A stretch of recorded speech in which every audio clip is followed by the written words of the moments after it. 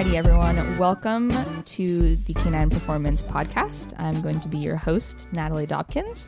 And today I want to give a brief overview of a little background information on myself. And then I'm going to be covering the 5 pillars of dog training. The 5 pillars of dog training is what I consider the crucial parts of if you want to teach your dog, you need these 5 things. So today I'm only going to be discussing timing, and then we will go on through there. But to give you an overview, the 5 pillars are timing, motivation, clear communication, consistency, and leadership and relationship. And all of these things are interdependent upon each other. So it doesn't really matter which one I discuss first. So to kind of give a little background on myself, I originally came from North Idaho. So any of you guys listening, be sure to reach out to me and be like, hey, I'm from North Idaho as well. I moved to North Carolina in the beginning of 2016, and I've been here ever since. I've always had an interest in dogs. I've had a natural talent with training them. And I believe it was a little over 2 years ago at this point that I took a bigger interest in learning about dogs. We have 2 dogs. Aurora is a Siberian Husky, and Atlas is a German Shepherd Husky mix. They're really big dogs. Being a small person myself, I really needed to be able to control them and communicate with them while out on walks. Aurora had been attacked a couple times by some dogs, and Atlas had actually been lost in the woods overnight. And so it was something that we knew we needed to make a change in our lives. And just from there, just spiraled what was an interest turned into a passion and is now a business. So here we are. It's been officially about 1 month since we started, and it's been really great. And so now I'm just going to hop right on into the first pillar for timing and give some more information in regards to that. Maybe you should introduce them to your co-host. Oh, Mike. Well, it'll be weird if I just... So I was planning to basically just ask questions, but I just realized that if someone was listening to this and they heard that first part, and then I just randomly started talking like I did, it'd be really awkward. It would be really awkward, and that's my bad, because I thought I was going to be now it's talking happened, so about it's the happened. pillars. But with that being said, so my co-host is Matt Hubble, my significant other, and also my business partner, who has helped me a tremendous amount. Canine Performance would not be what it is without him. He does a lot of the business development, a lot of the content creation behind this account, make sure that it's moving smoothly. So he's going to be asking a couple of different questions as well. Yeah, my job, and I'm not a dog trainer, but my job is to ask Natalie the questions that someone that might not understand dog training at a high level, what they might ask. So I'm here to basically be the quote unquote consumer, the average day Joe or Matt that doesn't know much about dog training. So with that being said, it'd be great for you to maybe give us an overview of what timing means in relation to dog training and maybe why it's so important. Yeah, excellent question. So timing in dog training is really crucial. It can oftentimes be frustrating for someone who's not used to training their dogs, just the average pet owner. Why it's important is because dogs have a very, very small window in which they can correlate their behavior or their actions, and if it's good or if it's bad.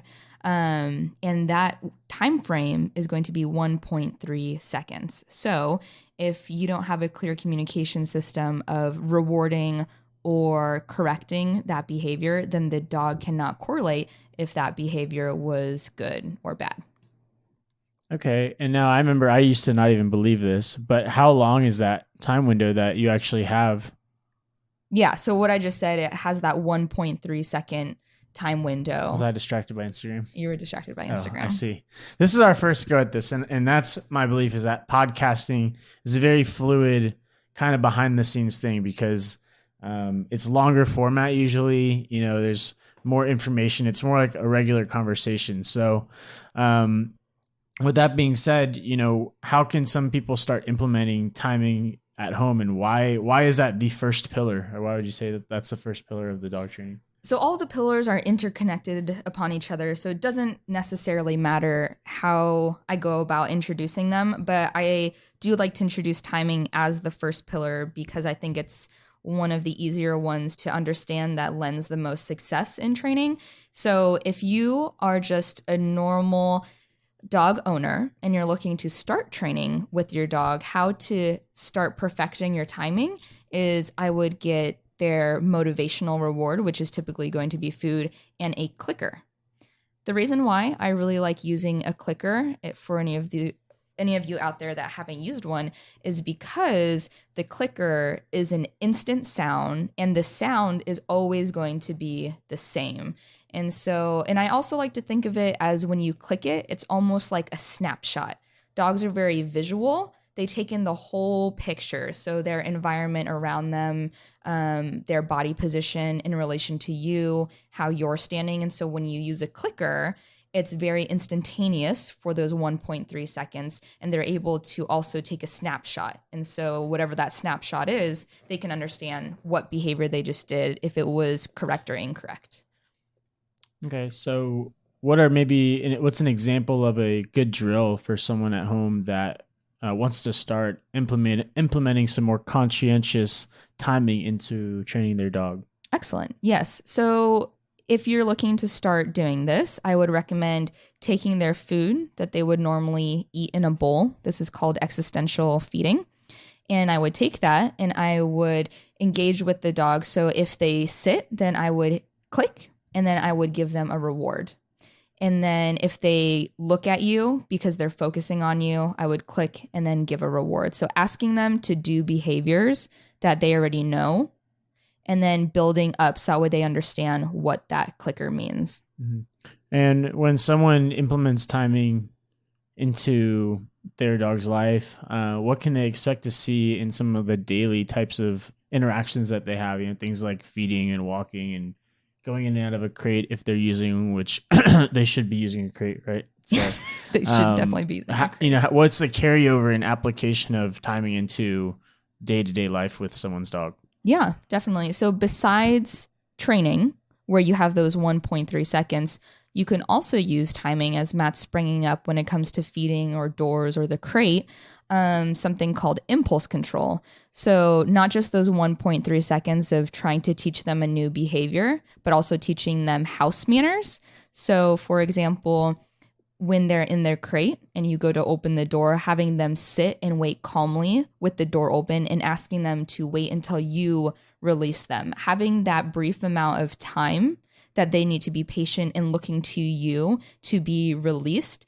It, like I just said, it establishes impulse control. Impulse control is where dogs have self-control. Dogs live in the moment. They don't think really about the future or about the past. They want to do whatever benefits them the most in that moment. And typically that's going to be movement of some sort. So asking them to control those impulses. Not only that, but it also establishes leadership when the dog has to look to you to do whatever it is that they want to do. If you're controlling the resources, or in this instance, controlling the environment, it establishes more of a leadership role, which is what you want to be to your dog. So if I'm understanding this correctly, timing is important because it has a downstream effect on the rest of all of the other training principles. Apparently, you can't be a leader unless you know how to properly time and instruct the type of commands that you're giving your dog. Is that what you're telling me? Absolutely. Yeah. All these different things can have benefits on a very vertical level with your dog. If you start practicing timing in one area, you'll see that, I like what you had just said, a downstream effect. It'll have a downstream effect in all the other areas of your dog's life.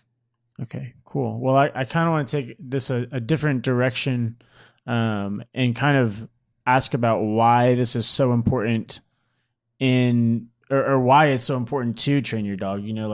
I'm sure I imagine there's not a lot of people listening to this particular podcast, but there's certainly people out there that don't find it super important to have their dog trained. And one thing I hear a lot is that oh, my dog's already obedient, or they're pretty chill, or this or that. Why is that maybe not the best mentality to have towards dog training? Because I know before you and I knew more about dog training, we had a similar kind of philosophy of, oh, well, it's fine. They're not that bad. Yeah. Why is that not a good mentality to have when it comes to thinking about your dog or your pet or, Yeah, that's actually a really difficult question because for some behaviors, some people don't care about certain aspects. But for me, why I find it very critical and important for everyone to have some level of training with their dog is more for the dog's benefit. They are natural born problem solvers. They need a leader in their life for them to function in the happiest and healthy way. They need mental stimulation, which learning new commands, having their mental capabilities be put to the test is something that helps them a tremendous amount. And not only that, but in conversations I've had with other people, and even what you had just said, you said that before I had gotten into dog training, our dogs were not that bad. So it is behaviors that they're manageable, but there's still something that is making a negative impact on your life. Your quality of living is not at its peak of where it could be. And I hear that a lot of people that call me and they're like, hey, I watched your video and I realized that, oh, I don't have to be walked by my dog. I can have an enjoyable life with my dog. Or when we go to put on the leash, it doesn't have to be a 5-minute battle. So for the dog's benefit, but then also for your own quality of life, it's crazy how much just even a loose leash walk and a calm dog can make a tremendous impact in the quality of your life. I've noticed since learning more about dog training myself that it's very similar to things like working out, personal training, taking care of your own health. There are things where there is no quick fix. The work is the way to develop a good relationship with your dog and to have a well-behaved dog. It takes that consistent, repetitive grit and effort to really make noticeable changes. And in that work, it doesn't only benefit the dog, but it benefits you as an owner or as a trainer or as a handler, because you're able to really develop the skills that you need to properly communicate. And it can give you a level of awareness that can have a carryover into other aspects of your life, just the same way developing good eating habits and working out at the gym can lead to success in a lot of other areas to life. And so that's one thing that I thought was really cool, as we've done more dog training together and as I've watched you do dog training. But with that being said, I know on Instagram we have a few questions coming in earlier. I want to go back up to the top because someone had asked, this is from Nick_Holmes102. Can I use a prong collar on a 5-month-old puppy? Yeah, absolutely. For me, my minimum age for using what you could call adversive tools, any sort of like training tools besides a clicker and like food motivation and a basic collar and a leash, would be at 18 weeks, depending on the dog, potentially 16, but you absolutely can. I would say, just like any other tool, just ensure that you are using it properly and correctly. So with a prong, making sure that it's fitted correctly, it's up nice and high behind the ears, and you understand that how you can use it as communication or how you can use it as a correction, because there is a big difference in between those two things when using these sorts of training tools. But to answer your question, yes, you absolutely can. Okay, so from Neo the Freckled Pity, as I walk over to his crate, Neo does a circle and sometimes paws at the door. I usually say no and make him lie down before opening the crate door and making sure he settles before letting him out. To fix the circling, should I make him lie down before walking to the crate? Well, my question to you would be, what about the circling do you not like? Would you like for him to be laying down? Because then, yes, that would be the case. If you're starting to walk by his crate and you see that he's getting up and he's about to do circling, then put him in a down command and ask him to do that. But if he's starting to paw the crate, he's trying to demand your attention, demand getting out of the crate. And for me, before I start approaching the crate, that my dogs start to get excited that they're going to be let out, asking them to go into that down command. Awesome. What age would you start a structured walk? From Chloe.gsd.cora. excellent question. It depends on how you say a structured walk. So I'll give my definition and hopefully that will answer your question. So a structured walk for me is that there is no sniffing, there's no pee marking, there's no pooing, no lunging, no barking. The dog is on the left side of you and they're not going forward, they're not going back, they're not going all the way to the left of you. And so for really young dogs, like, in between 4 months or so, pretty much up until you can start using aversive tools or just training tools, I would say that having like a loosely created structured walk is okay, but then having that really high, just like you are right here and this is where I want you to be for the walk at around 16 to 18 weeks or so. Awesome. Well, I think that wraps up all of the questions that we had submitted on Instagram Live. So hopefully you guys had your questions answered there. I wanted to kind of turn it over to Natalie to sign us off on the first official Canine Performance podcast. I would love your guys' feedback. So maybe when you sign us off, let us know where we can find you, where we can keep up with you, and if we're interested in having our dog trained, where they can kind of go about doing that. Yeah, awesome. Thank you, Matt. Well, thanks everyone for tuning in to our very first podcast and all of you guys here in the live stream asking all of your questions. I love getting questions, so make sure to stay tuned for additional podcasts or live streams. You can find us on Instagram, Canine_Performance. You can find us on Facebook, Canine Performance, on YouTube, Natalie Dobkins.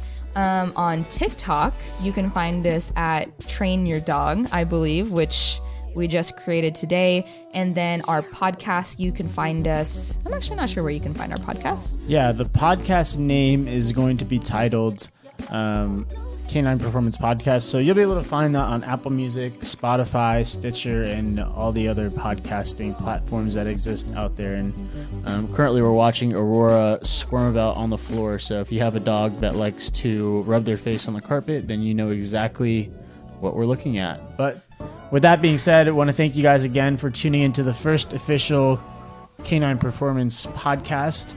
We're going to obviously try to continue improving these and making sure that they're bringing value, and we're very creative people. So if you have any interesting ideas, some of the things that you can look forward to on this podcast is obviously information similar to what we did today, interviews with other industry leaders and people in the space, and things related to the business of dog training. We haven't been in this industry very long, but Natalie and I have had experience in other businesses, starting and operating a variety of different businesses, and we want to be able to bring value to the other trainers, independent contractors, and dog trainers in general out there that are looking to take their dog training business to the next level, because we certainly have a few things up our sleeve that are working really well.